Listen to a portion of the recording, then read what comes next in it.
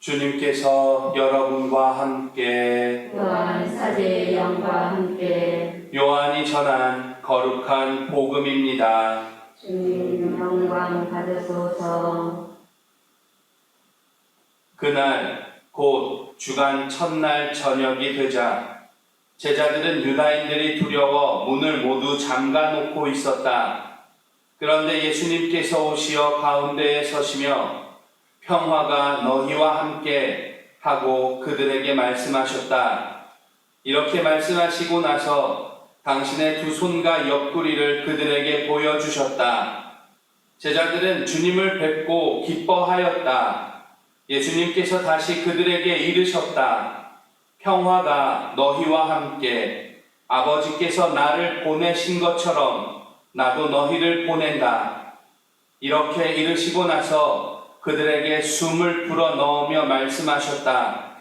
성령을 받아라. 너희가 누구의 죄든지 용서해 주면 그가 용서를 받을 것이고 그대로 두면 그대로 남아 있을 것이다. 주님의 말씀입니다. 그리스도님 찬미합니다.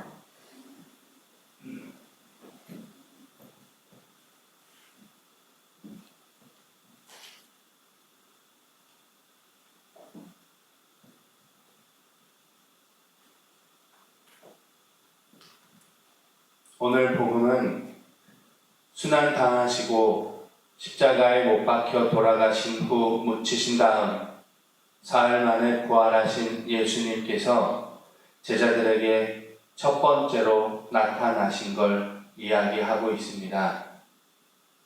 부활한 예수님을 처음 체험한 건 마리아 막달레나이지만 예수님께서는 제자들은 오늘 복음에서 처음으로 부활하신 예수님을 만납니다.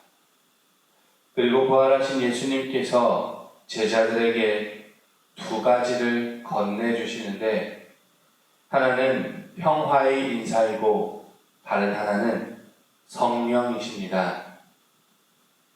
평화가 너희와 함께 라며 인사하시고 숨을 불어 넣으시면서 성령을 받아라 라고 하신 말씀에는 예수님께서 근본적으로 어떤 분이신지를 잘 알려주고 있습니다. 한데 성령을 주시며 곧이어 죄의 용서에 대해 언급하시지요. 개인적으로 이 부분이 너무 이해가 되지 않았습니다. 뭔가 어긋난 것 같은 느낌이 들었는데 이상하게 이 부분은 볼 때마다 늘 같은 생각을 하곤 했습니다. 어째서 예수님께서는 성령을 받으라고 하신 다음에 가장 먼저 죄의 용서를 언급하셨는지 궁금했던 겁니다. 온갖 상상의 나래를 펼쳤습니다. 그리고 그 상상은 늘 제대로 정리되지 않은 채 머릿속에서 뒤죽박죽 섞인 상태로 마무리되곤 했습니다. 이번에도 처음엔 머릿속이 복잡한 것으로 마무리되고 있다고 여겼습니다. 그러면서 다만 예수님의 말씀에서 다음에 두 가지 주제에 대해 묵상해 볼 수 있어야겠다는 생각을 했는데 의외로 이 두 가지 묵상이 복잡한 머릿속을 어느 정도 정리해 줬습니다. 일단 하나의 묵상은 주님께서 우리를 구원하신 것은 구체적으로 죄에 대한 구원이었다는 것에서 시작합니다. 그러니까 죄에 대한 구원을 두고 묵상하며 살폈습니다. 그리고 이 과정에서 요한복음서 안에서 예수님께서 성령을 보내주셨다는 것은 아버지께로부터 파견받은 아들 예수 그리스도께서 당신의 사명을 완수하셨다는 것을 의미하는 것이기도 함을 알 수 있었습니다. 쉽게 말해서 예수님께서는 십자가로 구원의 성취를 이루신 것입니다. 죄에 대한 구원 말이지요. 주님께서 죄에 대한 구원을 이루어 주셨으니 이제 남은 건 미리 말씀해 주신 대로 성령을 보내주시고 난 다음에 있어야 하는 의미 있는 삶, 사랑의 삶입니다. 서로 사랑하라 하셨으니까요. 그런데 예수님께서는 성령을 받으라 하신 다음에 바로 죄의 용서를 언급하셨지요. 마치 죄에 대한 구원으로 예수님께서 당신의 사명을 완수하셨으니 의미 있는 사랑의 삶의 처음을 누군가의 죄를 용서하는 것에서부터 시작할 수 있어야 한다고 하신 것처럼 보였습니다. 그런 거 있죠. 루카복음서에서 예수님께서 예루살렘에 가셔서 하느님의 말씀을 그 구원을 완성하신 것으로 루카복음서가 마무리되면 두 번째 루카복음서라고 하는 사도행전에서는 이 예루살렘에서부터 시작해 온 세상에 복음을 선포하는 증인이 되라고 하신 것, 그런 것처럼 예수님께서는 죄에 대해 구원하셨으니 이제 그 성령을 받은 이들도 죄의 용서로부터 복음 선포를 할 수 있어야 한다고 하신 것은 아닐까 하는 생각으로 이렇게 정리가 됐습니다. 두 번째로 다른 하나의 묵상 주제는 영적인 부분이면서 이 현실적인 부분일 수도 있는데, 성령을 받았을 때 내 앞에 마주치게 되는 실제적인 것 가운데 하나가 바로 죄에 대한 식별이라는 겁니다. 성령께서는 진리의 영이시고 선하신 아버지의 영이시기 때문에 생기는 능력입니다. 그래요. 성령께서 영혼에 내리면 그는 성령의 은총으로 자연스럽게 죄의 유혹을 알게 됩니다. 그러기에 그 영혼은 이제 자신이 선택의 기로에 늘 서 있다는 걸 깨닫습니다. 단순히 자신에 대한 것뿐만 아니라 내가 해줄 수 있는 죄의 용서도 있다는 것을 깨닫는 겁니다. 이상으로 간단하게 예수님께서 성령을 베풀어 주신 다음 어째서 죄의 용서를 언급했는지를 두고 이 두 가지 주제로 묵상한 것을 나누었습니다.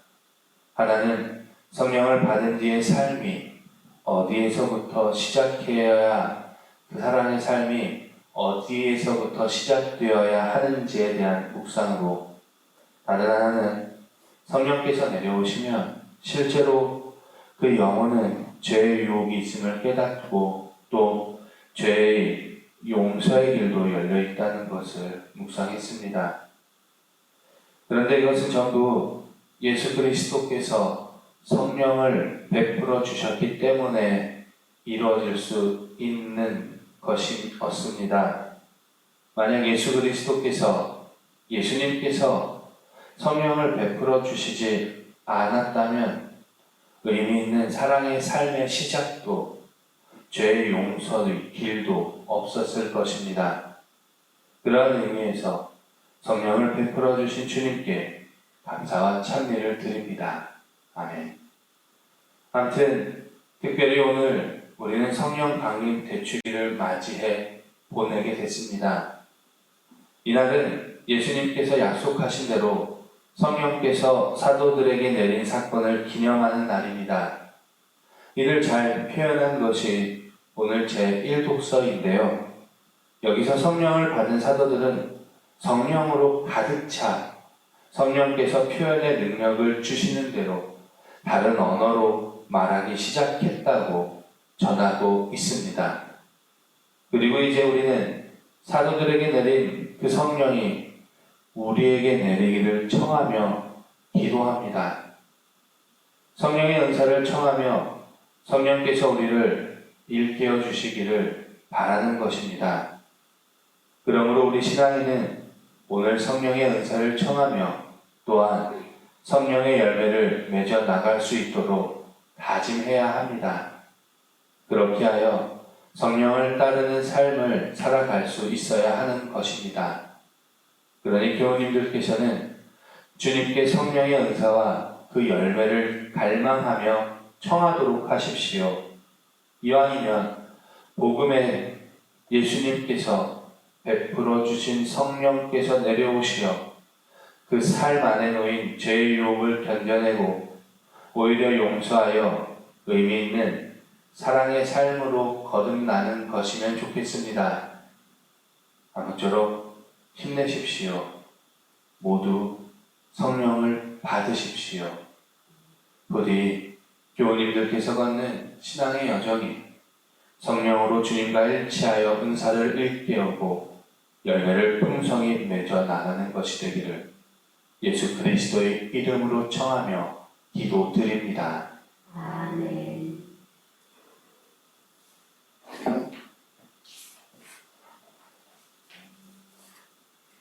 청소년들을 위하여 기도합시다. 희망이신 주님, 청소년들에게 은총을 베풀어 주시어 그들이 스스로 꿈을 찾고 그 꿈을 위하여 인내하고 절제하여 마침내 목표를 이루는 기쁨을 얻게 하소서. 주님, 저희의 기도를 들어주소서. 우리 자신을 위하여 기도합시다. 구원자이신 주님, 저희를 돌보아주시어 양극화가 심해지고 있는 사회에서 이웃의 어려움에 공감하며 도움이 필요한 곳에 언제든 달려갈 수 있도록 용기를 주소서. 주님, 저희의 기도를 들어주소서. 자비하신 주님, 주님께 의지하는 저희 간절한 기도를 즐겨 들어주소서. 우리 주 그리스도를 통하여 비나이다. 아멘.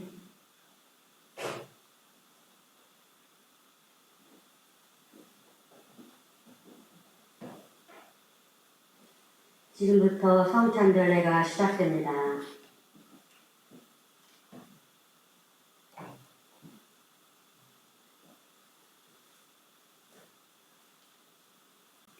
공지사항 안내해 드리겠습니다. 주보 제일 뒷면에 가지고 계신 분들 보시면 되겠습니다. 네, 먼저 성령 강림 대축일입니다. 성령의 은사 모두 받아가시고 이 은사 일깨우시어 좋은 열매 맺도록 하십시오. 그리고 오늘을 끝으로 해서요, 부활 시기가 마무리되고 내일부터는 연중 시기로 바뀝니다. 그래서 제의도 다시 녹색 제의를 입고 신앙의 신비어는 주님께서 오실 때까지 주님의 죽음을 전하며 부활을 선포하나이다로 바뀝니다. 그 밖에 몇 가지 전례들 바뀝니다. 추후에 또 안내해 드리겠습니다. 네, 예비 신자분들을 초대합니다. 6월 말까지 초대할 거니까요.